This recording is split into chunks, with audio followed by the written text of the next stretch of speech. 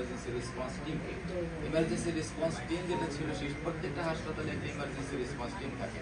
তারা দ্রুত রোগীগুলোকে, এবং যখন ঘটনাটা ধরা শুরু হয়েছে সাথে সাথে কার্ডিয়াক আইসিইউতে সব রোগীগুলো কিন্তু আমাদের বিভিন্ন আইসিইউতে শিফট করা হয়ে গেছে, এবং একটা আতঙ্ক তো তৈরি হয়ে গেছে। প্রত্যেকটা বিছানা রোগীগুলো কিন্তু আমার ঠিক মতো অন্যান্য হাসপাতাল প্লাস আমাদের নিজস্ব সিসিএনডি থেকে, আমরা ধরেন আমাদের কার্ডিয়াক আইসিইউ থেকে, আমরা পিআইসিইউ আছে, আমাদের এইচডিইউ আছে, আমাদের এনআইসিইউ আছে, এই সমস্ত রোগীগুলো কিন্তু আমরা সবাই নিচ্ছি। এবং যেগুলো অক্সিজেন বেডে আপনারা জানেন যে এই আমাদের এই বি ব্লকের 194টা বিছানা আছে, এবং 194টার মধ্যে 173টা রোগী ছিল, এবং সবগুলো রোগী কিন্তু সব আমাদের বিভিন্ন ডিস্ট্রিবিউশন হয়ে গেছে। অক্সিজেনের সিলিন্ডার আমরা বিভিন্ন জায়গা থেকে জোগাড় করেছি, আমাদের এনআইসিপিডি থেকে 10টা সিলিন্ডার আমরা আনাইছি, এবং আমাদের ইমার্জেন্সিতে সিলিন্ডারের মাধ্যমে চিকিৎসা হচ্ছে। এখন আস্তে আস্তে সবগুলো রোগী আমাদের সেটেল করে ফেলেছি।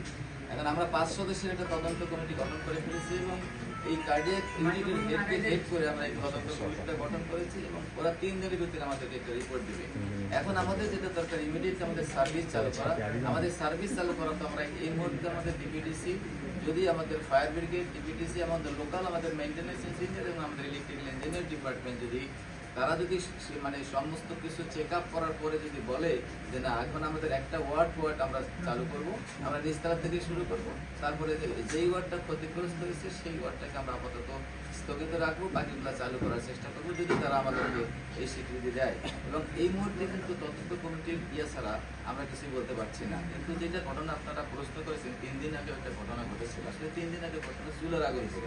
এটা 5 নম্বর ওয়ার্ডে একটা চুলার আগুনের থেকে একটা কাপড়ে আগুন লেগে গেছিল, সেখানে সাথে সাথে সিস্টাররা এটা ম্যানেজ করছে। এটা কোনো ফায়ার ব্রিগেড আসছিল, কিন্তু ফায়ার ব্রিগেডের কোনো হেল্প আমাদের তখন লাগেনি।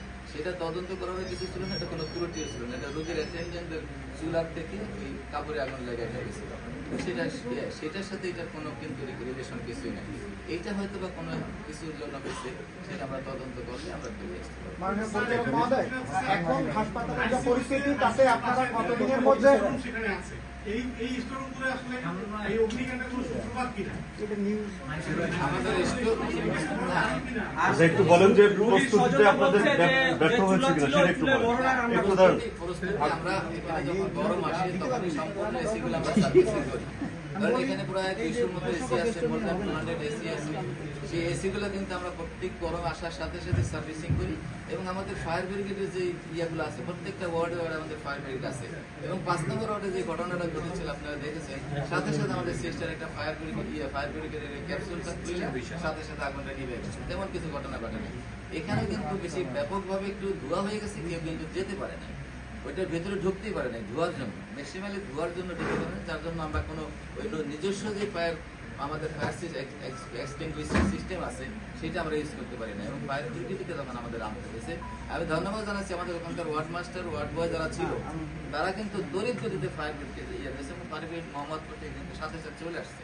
সেই জন্য আমাদের তেমন কোনো ক্ষয়ক্ষতি হয়নি, ক্যাজুয়ালিটি হয়নি। আল্লাহর কাছে হাজার শুকরিয়া যে আমরা নিরাপদে সমস্ত রোগীগুলোকে শিফট করতে পারছি, এবং এখনো সবগুলো রোগী নিরাপদ আছে এবং কোনো ক্যাজুয়ালিটি পরিচালক মহোদয়, সারা দেশের মানুষের কি হাসপাতালের উপর একটা বড় ভরসার জায়গা কতক্ষণে আপনারা চালু করতে পারেন, মানে যে এই ইউনিটটা বাকি রেখে বাদ বাকিটা কতক্ষণে চালু করতে পারে সেটার উপর মানুষের একটা বড়। আমি কিছুক্ষণ আগেও কথা বলেছি ডিবিডিসি লোকের সাথে, আমাদের ইলেকট্রিক্যাল ডিপার্টমেন্ট আসছিল, নেভি থেকে আসছিল, ওনার সাথে কথা বলছি, আমাদের লোকাল ইঞ্জিনিয়ার এবং আমাদের ইলেকট্রিশিয়ানের সাথে কথা বলছি। ওরা বলছে যে না আমরা যদি একটা চেক করবো, আগে চেক করে দেখবো, চেক করে যে স্বল্প সংখ্যক আমরা কারেন্ট সাপ্লাই দিব, যদি এখানে কোনো দুর্ঘটনা ঘটে না কিছু হয়নি তখন আমরা এটা চালু করে দিব। এটা একটা করে আমরা এখন কাজ আমাদের কিন্তু শুরু হয়ে গেছে।